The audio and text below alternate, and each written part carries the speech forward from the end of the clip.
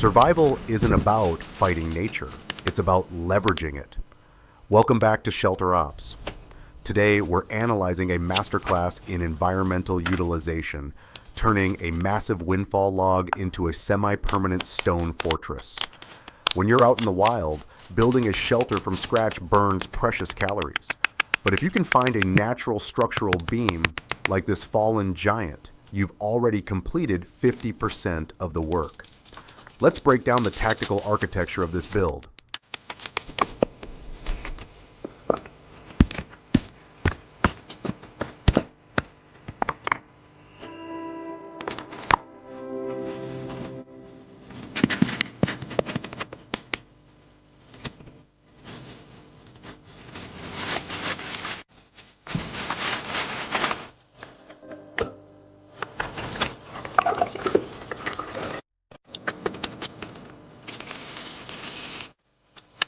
Notice what he's doing here. Dry stacking river stones might hold up for a night, but for a windproof shelter, you need a binder. By mixing dirt and water directly in the ground, he's creating a primitive mortar.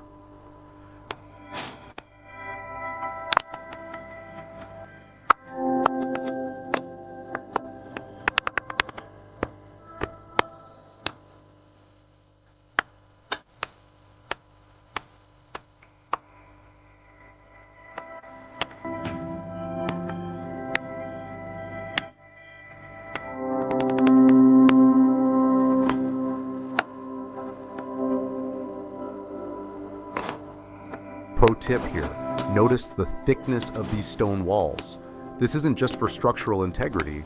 Rocks have high thermal mass. Once that campfire gets going, these walls will absorb the heat and radiate it back into the shelter throughout the freezing night.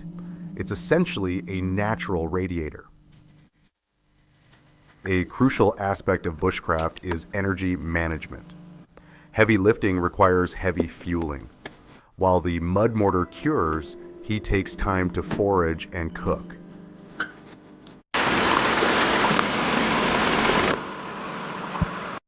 And let's talk about his companion. Having a dog like this Akita mix isn't just for company. In bear or wolf country, a dog is your early warning radar system. They hear what you can't.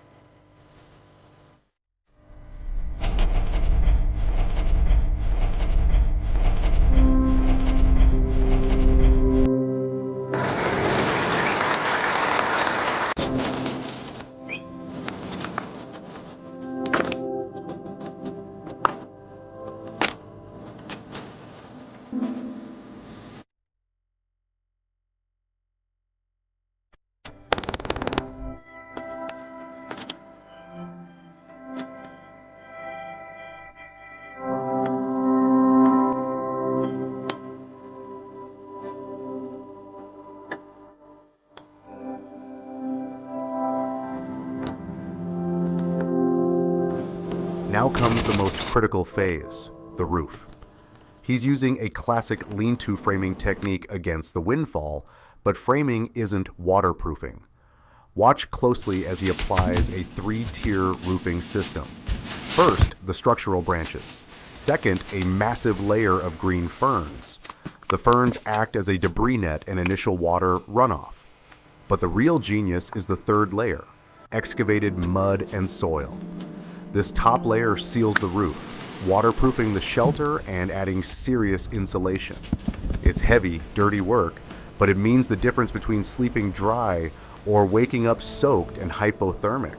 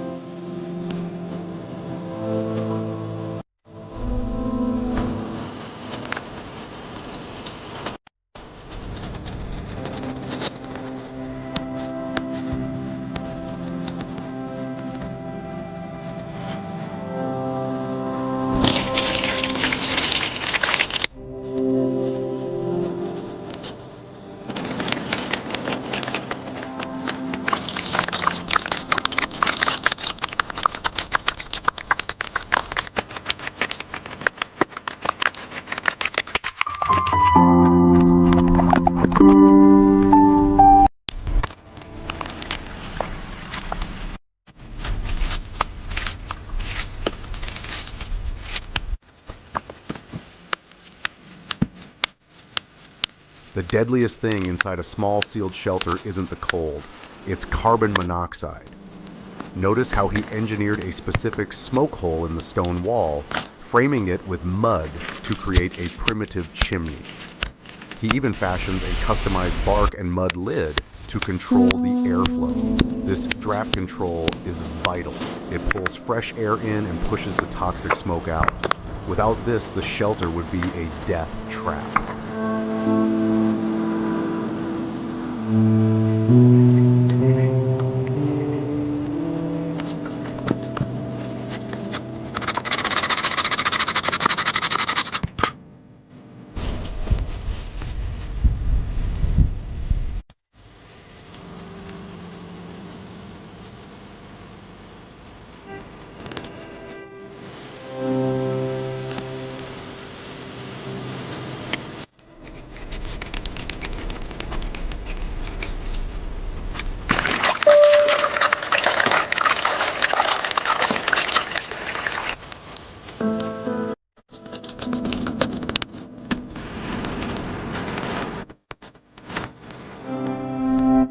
By combining the natural strength of a windfall with high thermal mass river stones and a multi-layered roof, he's built a fortress that can withstand serious weather.